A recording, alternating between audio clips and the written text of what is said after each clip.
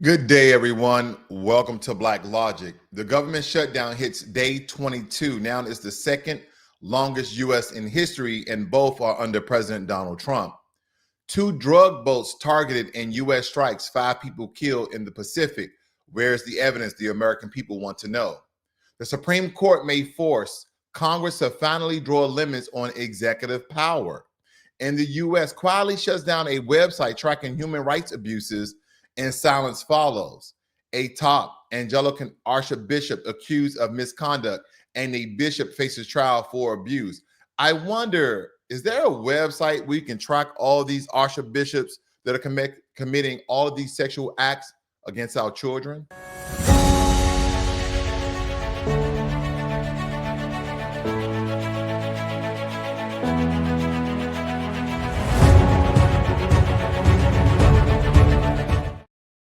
So basically, this is Washington's D.C. worst stalemate yet, because the federal government shutdown just passed day 22, making it the second longest in U.S. history. And unfortunately, both of these have been under President Donald Trump. Let's dive a little bit deeper inside this particular story. Now, it goes on to state that this is the second longest federal funding lapse in U.S. history, and both have been under President Donald Trump. The longest shutdown began in December 2018 in Trump's first term and dragged for nearly 5 weeks. And that shutdown stemmed from a dispute about funding Trump's contentious immigration policy. So we know that this one is about health care, because the current shutdown resulted from Senate Democrats refusing to vote for a short-term government funding bill sponsored by Republicans because it lacks additional spending on health care and other provisions, okay?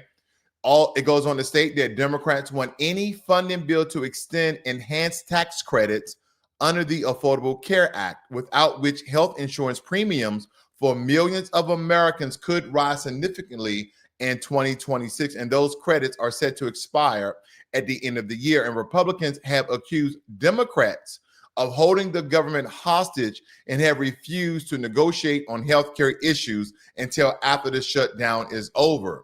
A Republican-backed bill that would solely grant funding to the U.S. military failed in a procedural vote last Thursday. So it seems as though that the Democrats are not budging on this.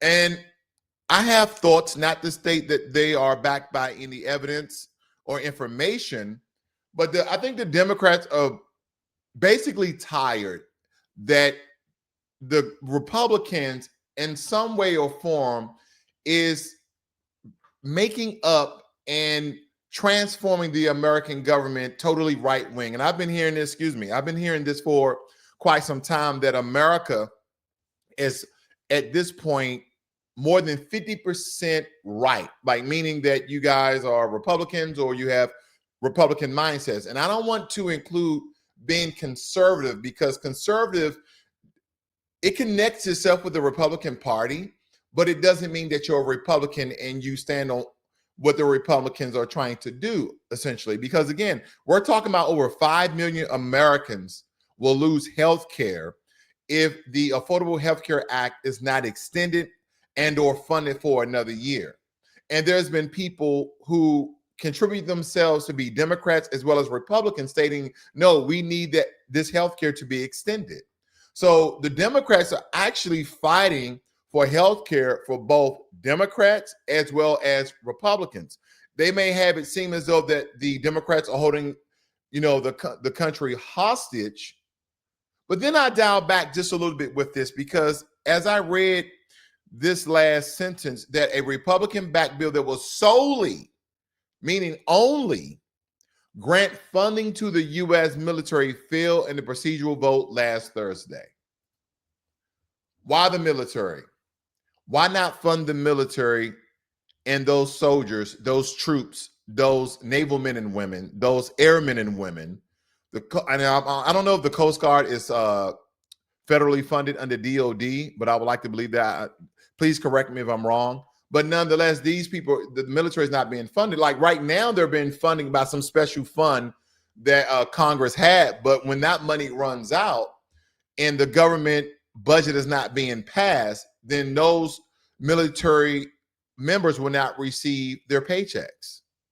So I want you guys to really think about that. So again, on some accord, I see what the Democrats is doing. They want to make sure that 5+ million Americans have Affordable Health Care Act that will increase, or sustain Medicaid costs and not rise in tension and have more than 5 million Americans without health care. That would be just chaotic to the healthcare system, that 5 million people no longer have coverage, let alone the amount of people that don't have coverage today, especially a lot of our people who are unsheltered. But then I disagree with a portion of this because it says it's solely granting funding to the U.S. military, and that hits home for me. So I just wonder, why not solely funding? Is this a larger play? Is this applying more pressure now that the military members won't be getting paid? I don't know. I have a couple of quick updates for you guys when it pertains to the news, so I won't be here before you long. I just want to make sure I kind of get my thoughts out about some of this, because we're living in a very contentious time in America. Some people allude that, it's because of the Trump administration. It's because of the liberals. It's because of this, because of that. I don't know what to call it, but I would say that this is a very trying time in America, more so than any other time that, in my opinion, that I was alive. Now, some people say it was under Biden, it was under Obama, it was under the Trump's first administration. There's a lot going on, more so than any other time that I've been alive, and that's just my personal opinion. Please leave your comments down below. If you're new to Blacklogic, hit that subscribe button and like button and let me know your thoughts. Now, I also want to touch on this story because the U.S. Navy and the military actually carried out deadly strikes on 2 suspected drug smuggling vessels in the Eastern Pacific, killing 5 people in what the administration calls a new front in the war on narcotics. And again, these were suspected narcos that was trying to travel in the Pacific Ocean. And again, the only thing, and I know some of you may have questions, not all, some people may just fall in line with the government, but no, we have to question our government just as well we've questioned our government on everything else. There are some things, whether you be a Republican, Democrat, or independent, that you question the government, and other things you fell in line with. This is one of the things I just question the government. Where is the evidence that stated that these are narco terrorists, that they're actually smuggling drugs? Okay. It says that the Trump administration has now carried out 9 known strikes against alleged narcotic trafficking boats since last month, leading to at least 37 deaths. The first 7 strikes were within the Caribbean Sea, but this week the tragedy brought into the East Pacific. The first strike took place on Tuesday with 2 people killed. A defense official confirmed that the vessel was in international waters off Colombia. A second strike took place on Wednesday, according to Hegseth, killing 3 more. So again, we have all these people being unalived, but our government is not producing evidence or proof, or even drugs. Like, again, if it's cocaine, if it's heroin, if it's marijuana, whatever it may be, to collect some of that evidence. You mean to tell me that when you guys are doing these strikes, some of the people survived? Like in the last attack, some of the people survived, but none of the drugs. All the drugs were wrapped in plastic and barrels, and it exploded, and the cocaine dissolved inside of the water. And in that case, take fish samples, take samples of the water. There must be some residue, some trace amounts. I don't know, take a dolphin, take some fish or whale. Someone is drinking the cocaine, heroin, or eating the weed that supposedly these drugs are on these vessels. Just provide proof to the American people that you're using millions and billions of our dollars in stopping harmful drugs to reach the American shores. Because if you provide proof, none of us will have nothing to say. Okay, whether it be government and then a third party, okay, that is very neutral to all the political parties. So again, we have that oversight that, they're just using propaganda and coming up trumped up evidence and creating evidence so the American people can stop asking questions. No, have a third party oversight that don't pertain to any, party, whether it be independent, just like you did with Doge, supposedly. But anyway, I digress, because I think that's very important for us to know where our millions and billions of dollars are going to, and not that you're just making a 90,000 square foot, $250 million ballroom for the White House. I know is a thorn in my side every time I think about it, because we were reaching $38 trillion in debt.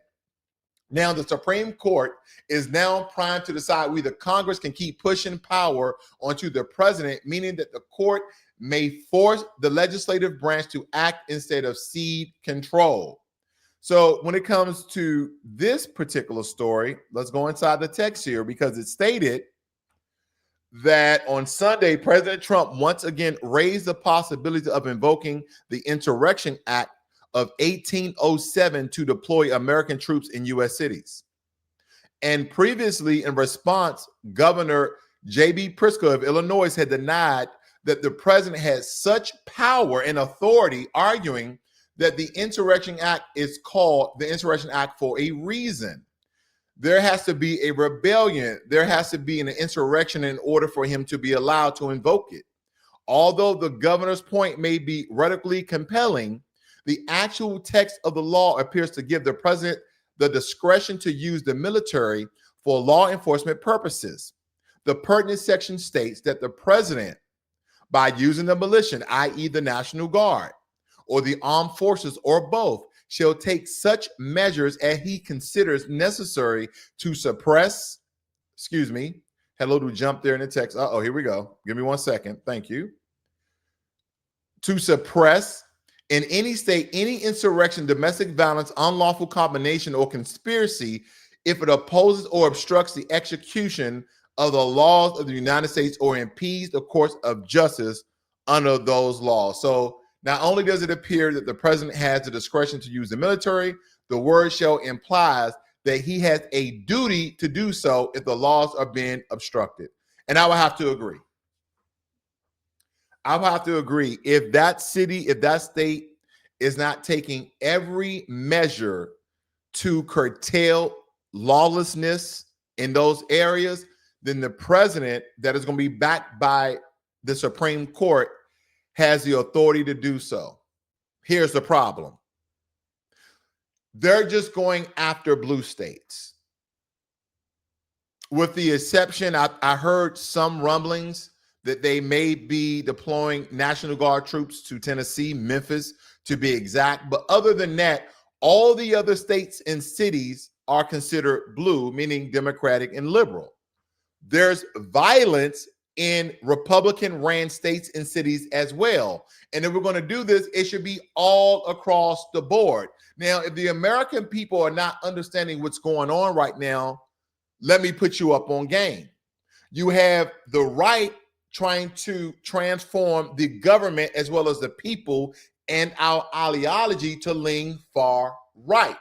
Whereas though the left for quite some time, whether it be under Biden, Obama, and other presidents, try to have the American people to think more liberal. Because think about what Obama did in office. He did more things for the LGBT community than he did any other community. You guys call him the first black president. Some people call him the first mixed president. It does not matter. Now, I wanted to point this out, even though it has nothing pertaining to this particular news story. President Obama is not a foundational black American, meaning that his lineage does not, stem back from the U.S. chattel slavery, that he had any ancestors in U.S. slavery. His father is from Kenya and his mother is from Kansas. So he has basically no shared struggle or no shared history of a struggle in these United States of America. So fast forward to his administration, even when he was on a debate stage in 2008, between 2008 and 2010, when they asked him, are you going to do anything dealing with reparations for descendants of U.S. chattel slavery here in the United States of America? He said, what about reparations for North Carolina school system? So basically he deflected that argument altogether. I digress. Basically, the only thing that Obama has done in office, and again, this is my personal opinion, this is my personal rhetoric, he created laws and legislation that gave LGBTQ rights.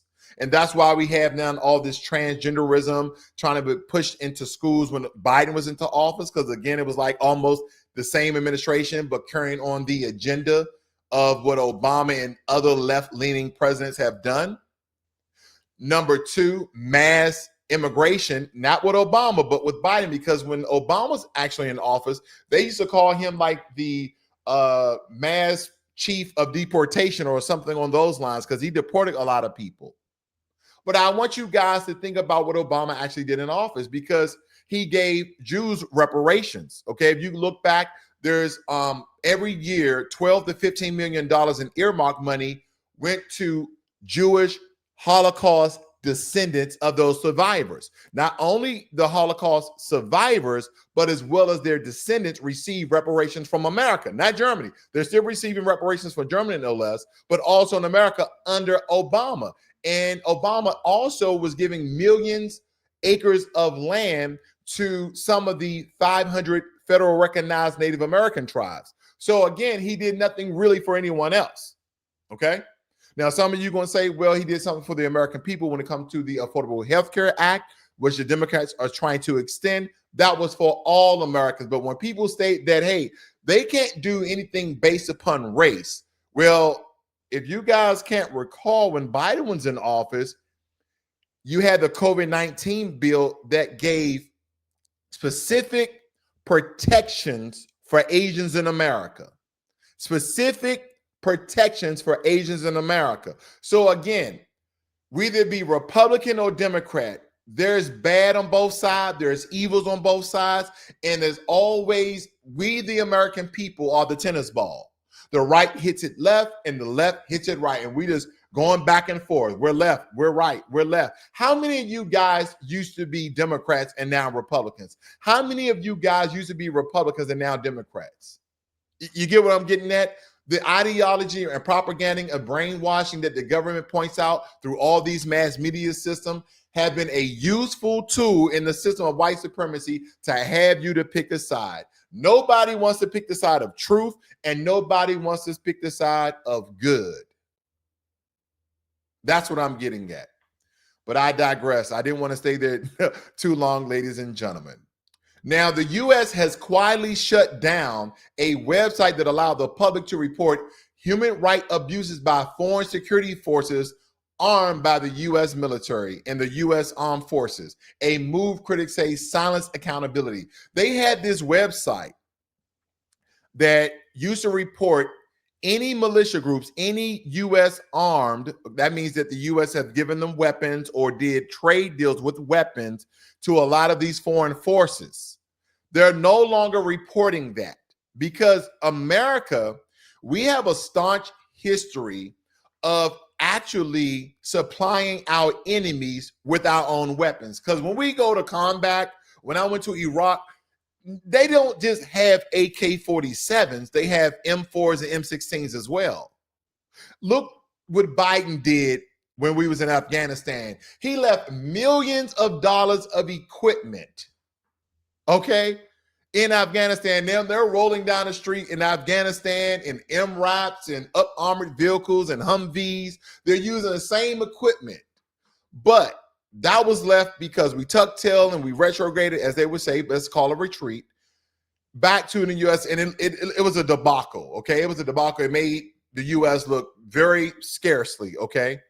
I digress. But there's been Republican presidents as well that have armed some of the same enemies that we fight today. Look at Iran. I digress. Again, they put down this website because no longer do we want transparency in America, even though that President Trump ran on a podium and a platform of transparency. There are some things that he's been transparent on, and then there's other things he's not. Okay, listen, there's no threat to U.S. intelligence if you tell us and provide evidence of all the vessels in the Pacific as well as the Caribbean Sea that's being destroyed and supposedly that are smuggling drugs inside of America. There's no threat to U.S. intelligence. There's no threat. Just provide the proof. Oh, well, what you need to understand is if they give that information, then they may follow the trinkets and traces of how they got that information and evidence. It can reveal people who are giving us vital intel. I know. I already know some of the arguments that people are going to make, but sometimes I leave it up to question. I'm reluctant to say a lot of things here, ladies and gentlemen, because I do want your comments and what your thoughts are. And sometimes I respond, and sometimes I'm just like, okay, because some of the arguments I receive, they're just not violent, in my opinion. Let me be violent to you guys, okay? But anyway, I want to carry on because this next story right here, because this has been going on for quite some time. Let me blow this up for you guys. Give me 1 second here. I want to make sure you guys see what's going on. And I know this is over in Europe, but we have the same problem right here in America with all of these archbishops within the Catholic Church and evangelical churches. All these reverends and pastors and archbishops and clergymen are doing some of the most despicable things with our children, both men and women, girls and boys. It's ridiculous. It's totally out of hand. Is totally out of hand because, and I might misspeak on some of these next accounts. Now, I'll give you my thoughts after this particular story, because that first story was out of York. This story is out of America, okay? This story is out of America because in this church realm, a top evangelical archbishop faces a sexual misconduct accusation with a bishop stands trial for abuse of power, putting the institution's credibility under fresh scrutiny. Now, I pointed out a couple of things here. Archbishop Stephen Wood, okay, the single most official of the Evangelical Church in North America, has been accused of sexual misconduct, with another top official has been accused of allowing men with troubling backgrounds to serve as church leaders. Let me blow it up even more. You need to see this. A former children's ministry director accused the 62-year-old Wood for putting his hand against the back of her head and trying to kiss her in his office in April of 24, 2 months before he was elected to his current role, according to a new church presentment. Stuart Rich Ranch III, a 50-year-old bishop, who heads a diocese in the Midwest, is facing a trial on charges that he allowed men with histories of violence or sexual misconduct to worship or hold staff or leadership roles in dioceses. Now, you really never hear this with non-denominational, with Southern Baptists or Baptists. You have all these different sects of Christianity. Has it happened in those churches? Absolutely. Why is it more prevalent in the Catholic Church than other churches? That's my question. Why does it happen more so in the Catholic Church than other churches? Now, I'm gonna totally word this absolutely wrong because I forgot the correct construction of this, but nonetheless, these bishops go without having sexual intercourse with the opposite sex and with the same sex. Like they almost like they're male nuns. Okay. Is that correct? Please correct me if I'm wrong. A lot of these people within the hierarchy of, the Catholic Church under the head of the Pope and these cardinals and bishops, there's certain ranks and structures within Catholicism, within the Catholic Church, that a lot of these archbishop curl of bishops and all of these clergymen do not have sex. All right. They abstain from sex. They do not have it. But everything in nature tells you you're supposed to have sex. That is why you have a penis. You don't have a penis just to excrete waste out of your system. You have reproduction organ, and it's a reason why you have X and Y chromosomes. It's to reproduce. God put us on this earth to reproduce. He said, go and be plentiful. So now you have women, nuns, who abstain from sex. And by the way, majority of nuns are over the age of 50. Are there some young nuns? Absolutely. But most of the nuns are under the age of 50. So is this a abstain from sexual intercourse problem, or we just have a rise in pedophilia? Not a rise. It's been going on for quite some time, probably the last 50, 60 years. Is this coming to light in the last 20 years or so? But nonetheless, are these just sick men that are committing these pedophilia crimes? Or is it because they sustain from sex and this is one of the symptoms of that? Listen, the whole Catholic Church, from the Pope on down. Just change the rule. It's your rule. Just change the rule. Reword the lengths, however you go about doing it, so these archbishops can go and have wives. You rarely see that in non-denominational and Baptist and all these other, sects of Christianity. You don't see it in the Mormon church. You don't see it in Seventh-day Adventists. You don't see this. Am I stating that it hasn't occurred? I'm pretty sure it has, but not at the same rate and not the same volume and not the same amount. Just change whatever precedents and foundation that you found the Catholic Church on. Just change that one thing. Bishops and nuns can now have sex. Well, they wouldn't be a nun if they can have sex, Blacklogic. Listen, what is going on? Do something to stop this, because at the end of the day, there's innocent young boys and young girls being harmed. And this will affect them for the rest of their lives. I'll bring it full circle. I believe that Eddie Long was a Black reverend or pastor at a Baptist church. I may get the denomination of Christianity wrong. And he did some of the same things, because now majority of these bishops are white. Okay. Majority of these sexual crimes dealing with churches are white. But there are some Asians, there are some Blacks, and there are some white Hispanics and Hispanics that have been accused and charged for sexual crimes in these churches doing some of the same things. So I'm not just saying it's a Catholic problem, because it happened in the Mormon, happened in Seventh-day Adventists, happened in Baptists and non-denominational, but not at the same rate and same volume. This is a pandemic and epidemic inside of Catholicism. And maybe the foundation of the church, some of the laws that you guys live by, need to change, because your children are being affected. And this is psychological warfare, because once they be violated, it never goes away. It never goes away. Now, there's many studies out there that will show you that majority of people, majority of the population of the LGBT community was sexually abused, was sexually assaulted as young children. Majority of them. Now, some of you like, oh, I was born this way. Let's talk about your past. Let's talk about your history. Was it your uncle? Was it your aunt? Was it a cousin? Was it a close friend of the family? Was it someone within the church? That's what we're really not talking about. I'm not stating that every homosexual, gay person, transgender have a traumatizing past. I'm saying, according to the studies and research, majority of them have it. They was molested. They were the R word continuously throughout the years. And they're talking about it's some sort of mind virus. Yeah, it's a mind virus called being traumatized. It's called being abused.